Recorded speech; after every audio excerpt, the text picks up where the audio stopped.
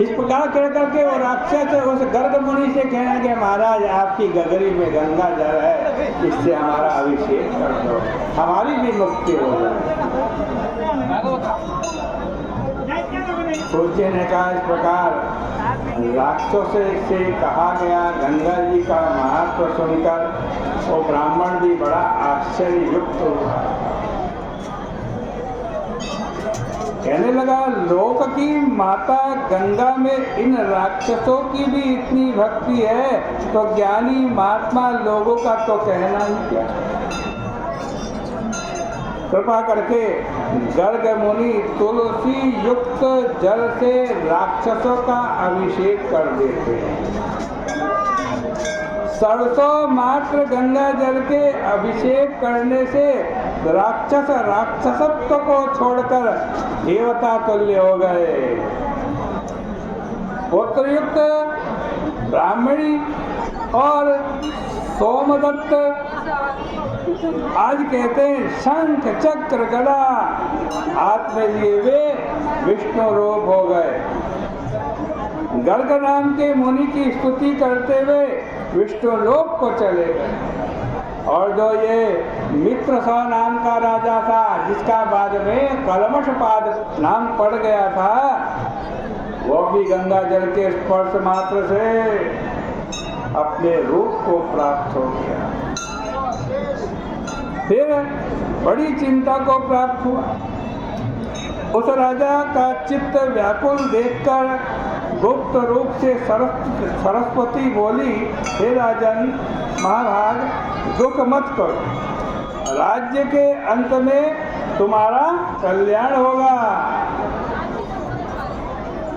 आज कहते हैं तुम्हारी निश्चित मुक्ति होगी। कर्म से पाप रहित होकर के विष्णु भगवान की भक्ति को तुम प्राप्त करोगे। दयायुक्त वेद मार्ग में प्राप्त गुरु की पूजा में प्राप्ति से लोग विष्णु भगवान के परम पद को प्राप्त करते हैं।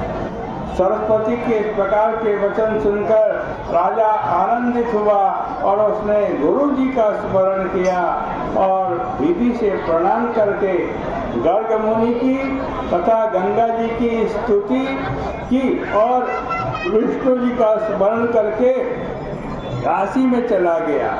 6 महीने काशी गंगा विश्वेश्वर महादेव का दर्शन कर परम आनंद को प्राप्त होकर अपने राज्य में वापस आया।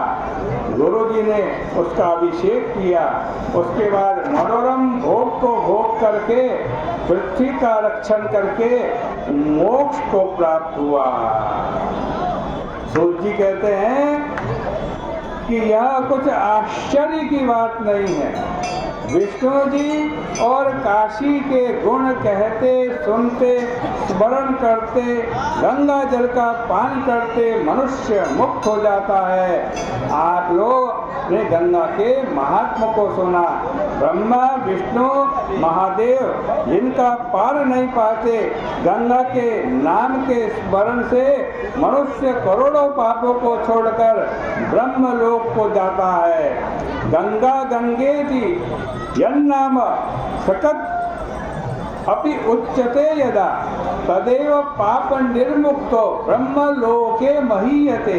गंगा गंगा ऐसा एक बार कहने से उसी समय मनुष्य के पाप छूट जाते हैं, वो ब्रह्म लोक को प्राप्त होता है। जो लोग इस कथा को सुनेंगे कहेंगे उनको गंगा स्नान का पुण्य फल प्राप्त होगा। इस प्रकार से श्री पद्म पुराणे कार्तिक महात्म्य मित्र सौपाख्याने गंगा महात्म नाम सप्तविंशोऽध्याय, ये 27वें अध्याय की कथा, इसके पुण्य को गंगा जी के चरणों में अर्पित करते हैं। बोल गंगा मैया की जय।